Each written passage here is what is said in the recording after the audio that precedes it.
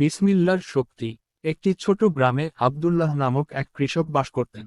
গ্রামে বৃষ্টি না হওয়ার কারণে সব ফসল শুকিয়ে যাচ্ছিল, কিন্তু আব্দুল্লাহর জমিতে সবসময় ফসল ভালো হচ্ছিল।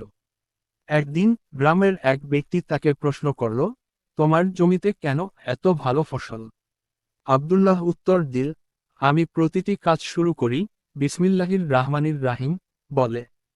এই শব্দগুলো আল্লাহর সাহায্য নিয়ে শুরু করি, তাই সবকিছু ভালো হয়। একদিন গ্রামে ভয়াবহ খরা শুরু হলো, কিন্তু আব্দুল্লাহ তার জমিতে আবার বিসমিল্লাহ বলে কাজ শুরু করল। আশ্চর্যজনকভাবে বৃষ্টি শুরু হলো এবং তার জমি সবুজ হয়ে উঠল। গ্রামবাসীরা তার কাছ থেকে শিখে বিসমিল্লাহ বলতে শুরু করল এবং তাদের জীবনে শান্তি ফিরল। আব্দুল্লাহ জানত, বিসমিল্লাহ শুধু একটি শব্দ নয়, এটি আল্লাহর প্রতি পূর্ণ আস্থা এবং বিশ্বাস।